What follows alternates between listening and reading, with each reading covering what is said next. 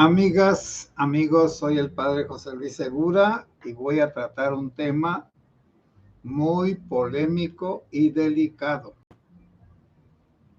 Quizá nada más alcance a tratar la primera parte, la rebelión de los curas, de los sacerdotes. Bueno, soy el padre José Luis Segura de la diócesis de Apatzingán, que transmito aquí desde la Loma, Jalisco.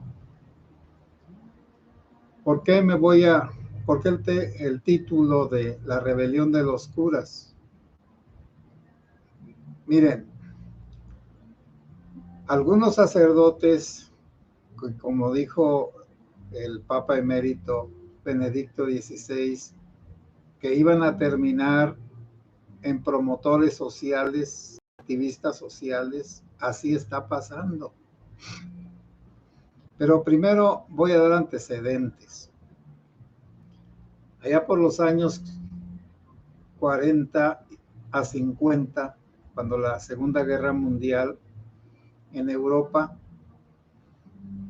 muchos sacerdotes quisieron ser curas obreros y pensaron que yéndose a trabajar junto con los obreros en las fábricas y en otras partes, bueno, que su primera función iba a ser dar testimonio de vida dentro de las agrupaciones sociales del trabajo. Entonces, lo principal no iba a ser la liturgia, iba a ser el testimonio personal, vivir el cristianismo, el desinterés y el amor desde las situaciones extremas de las personas más pobres y marginadas. Se hicieron experimentos, pero el Papa, ahora Santo Juan XXIII, acabó con ese experimento de los sacerdotes obreros.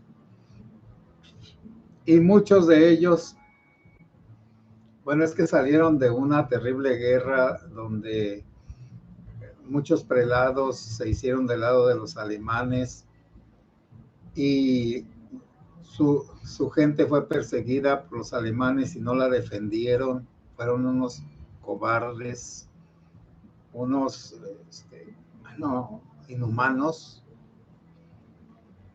Y los sacerdotes, el clero, en lugar de seguir el mal ejemplo de sus obispos, pensó que la única forma de sanar esa herida de los obispos traidores era meterse dentro de las asociaciones obreras que en aquel tiempo estaban infiltradas por el comunismo, el ateísmo, y como dijo un sacerdote Boileau,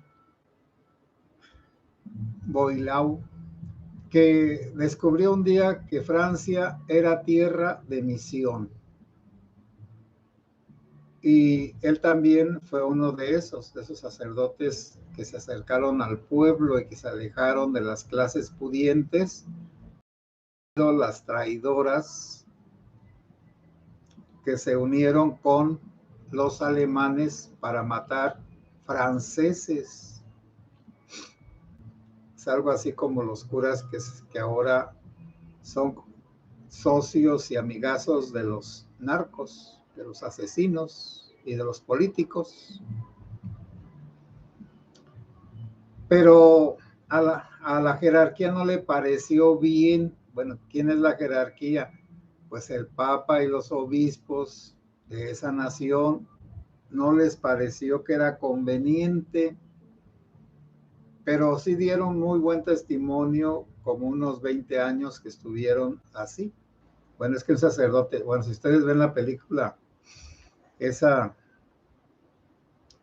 que ya se anticipaba un poco a este tiempo, que es una novela de Pérez Galdós, donde se ve la vida de un sacerdote, pues, de ese tipo, obrero, pero en este caso al estilo mexicano, que no podía ser obrero, ni trabajador, ni de ninguna manera.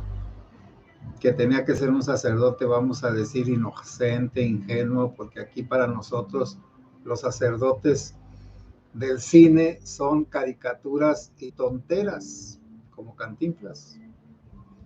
En cambio, los sacerdotes de la literatura y del arte y de la cinematografía europea, hubo muchos sacerdotes mártires, santos, sacrificados por la liberación de los pueblos. Entonces allá tratan los asuntos estos de otra manera, con una seriedad, aquí pues con pantomimas. Y este sacerdote pues vive en una vecindad y allí lo implican en un crimen y oculta en su cuarto a una prostituta. Y luego, como vive como al margen de la sociedad esa clerical, lo despiden de la clerecía, es decir, pero no lo inhabilitan ni nada, simplemente lo dejan sin empleo y sin situación personal resuelta, y va rodando el sacerdote en situaciones pues muy lastimosas hasta que pierde la fe. Bueno, por lo menos no pierde la fe, pero al final, cuando ya ha recorrido todo su camino y siempre trató de hacer el bien, y cada vez de que hacía el bien le salía mal y se lo llevan preso a las Islas Marías por un crimen que no cometió, por supuesto. Entonces, una señora le ofrece una piña, me acuerdo que le ofreció una piña, ahí donde iba antes los llevaban como amarrados en filas, en las levas, y él ya no quiere nada, no recibe la piña, rechaza aquella bondad, porque la bondad lo llevó a fracasar, porque la pura buena voluntad no funciona. Bueno, los curas rebeldes aquí entre nosotros son al estilo de ese personaje que ahorita no me acuerdo el nombre de la novela, pero luego ya lo recordaré, es que ya estoy caduco. Y quieren contradecir a la institución rebelándose contra sus reglas y sobre todo pues pensando que pueden ser buenos sacerdotes sin entender ni vivir ni profundizar la figura de Cristo sacerdote.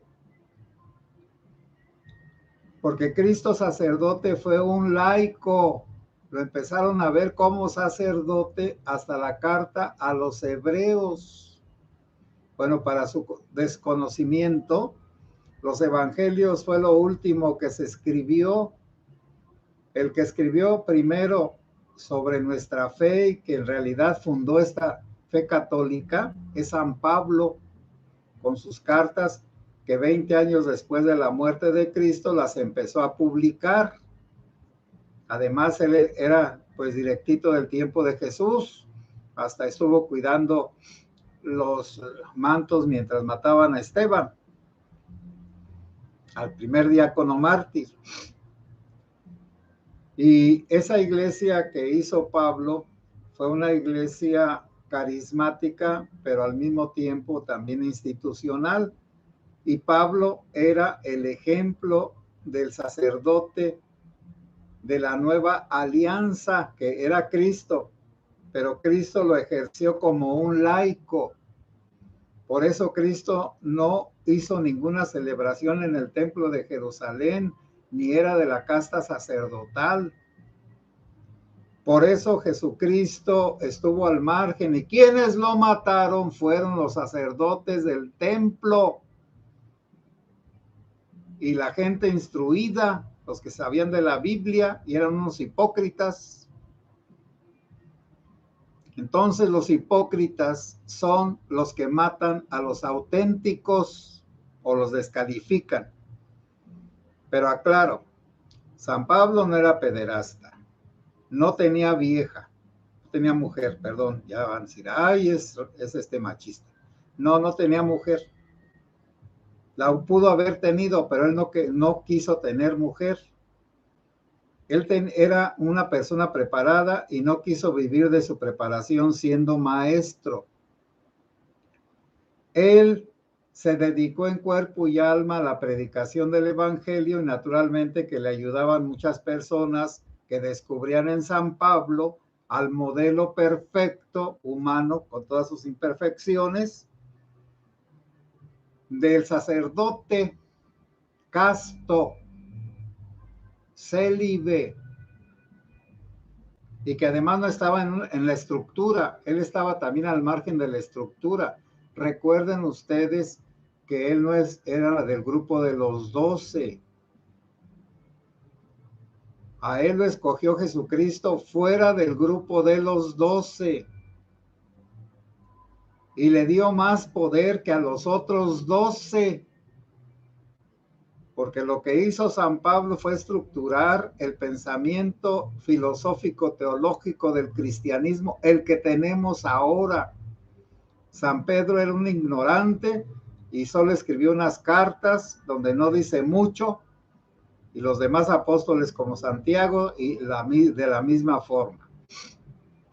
El que lo supera pues a todos, aún a San Pablo, pues es San Juan, pero también es algo posterior a las cartas, a los escritos de San Pablo. Y además tiene... Entonces nosotros estamos confundidos o nos tratan de confundir. El sacerdocio de Cristo puede ser al margen de la institución, pero entonces el que quiera vivir ese sacerdocio no institucional lo tiene que hacer desde la semejanza a Cristo, y esa semejanza a Cristo es el ejemplo de San Pablo, pobre, evangelizador, célibe, sufriente, sacrificado, con una sola meta: predicar a Cristo Jesús. Bueno, y acá ya el sacerdocio de la tierra, el que tenemos, así no es, ni tampoco de los protestantes ni de nadie.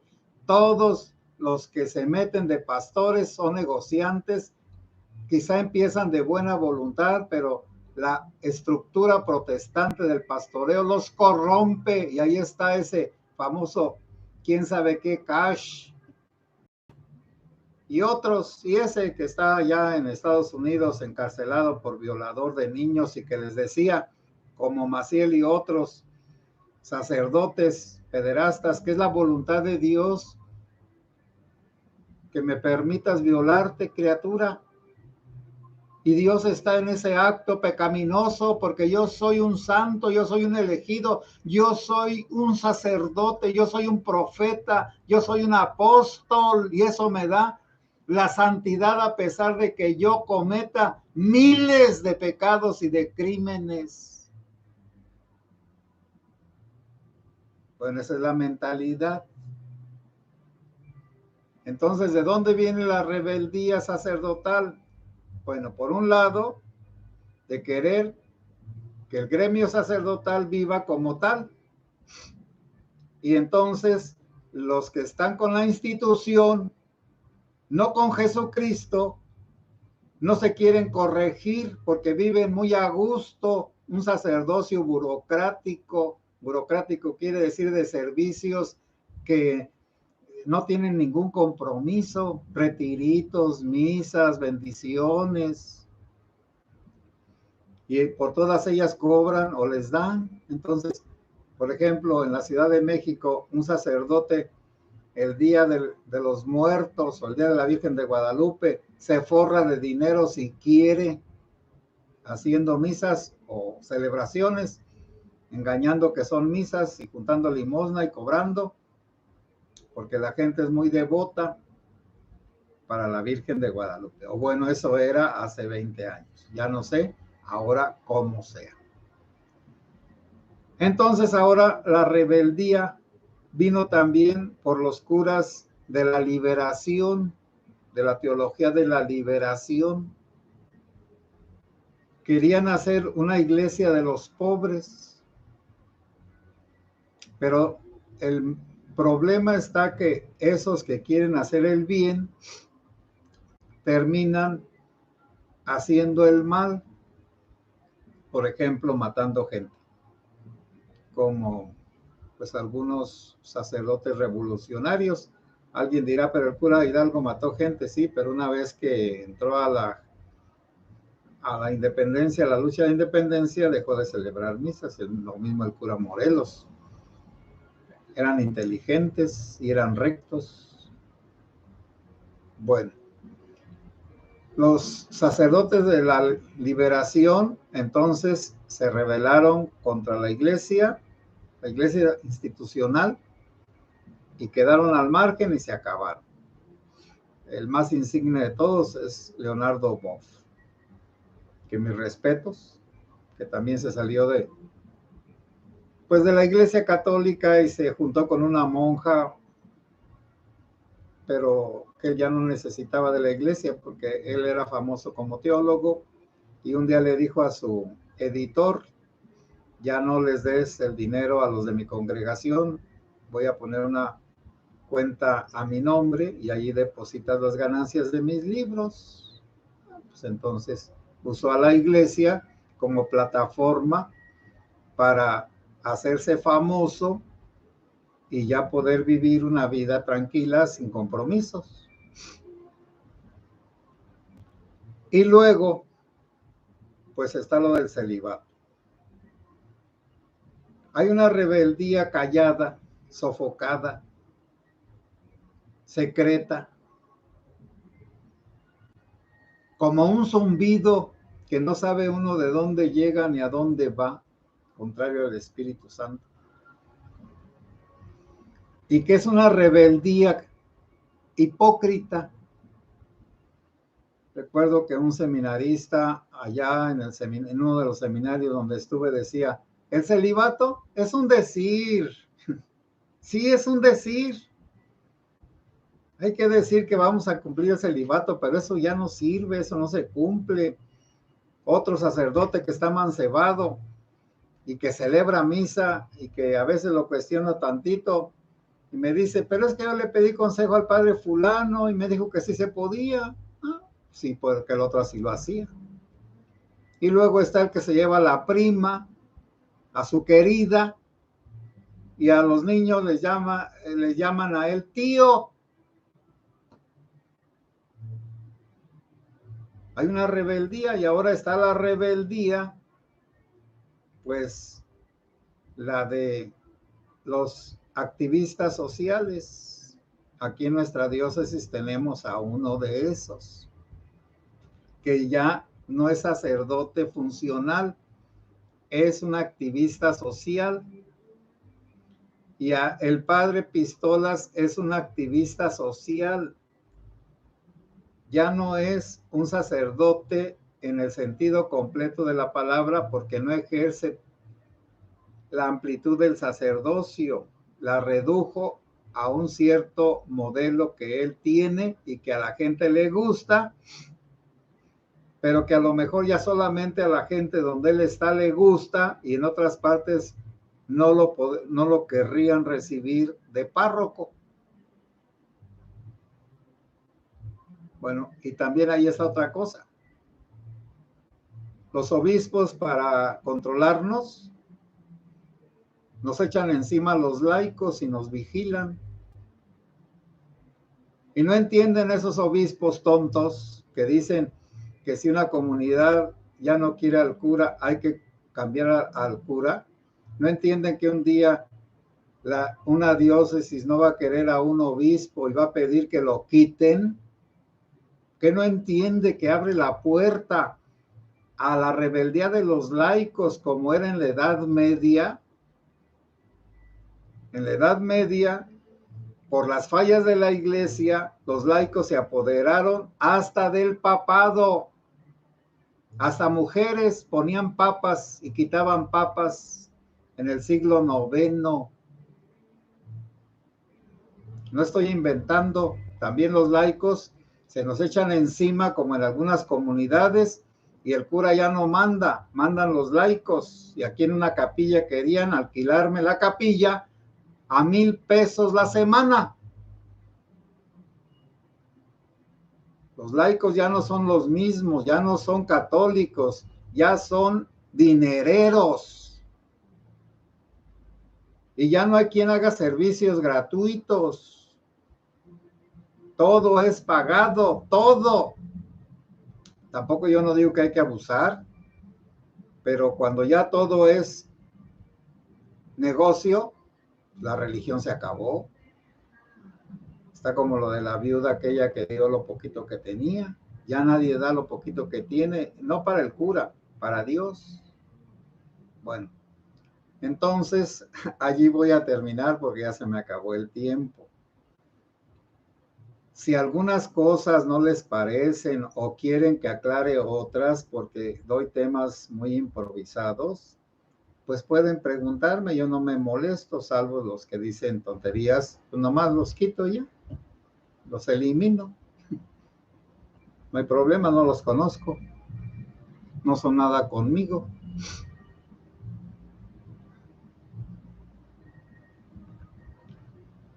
Carmen León, buenas noches, gracias Padre por sus charlas, es un placer disfrutarlas, cuídese mucho, Dios lo bendiga. Alex Eli, saludos al grupo. Rosa López, buenas noches Padre José, espero que haya tenido un buen fin de semana. Son mis mejores deseos para usted y todos sus seguidores y gracias por sus oraciones que yo siempre pido por usted. Pues muchas gracias a todas las personas que me hacen el favor de escucharme y de soportar mis exabruptos. Recuerden que el que entre lobos anda, a aullar se enseña. Ya no tengo modales. Buenas noches y que Dios los bendiga. Neto Caro, saludos, Padre.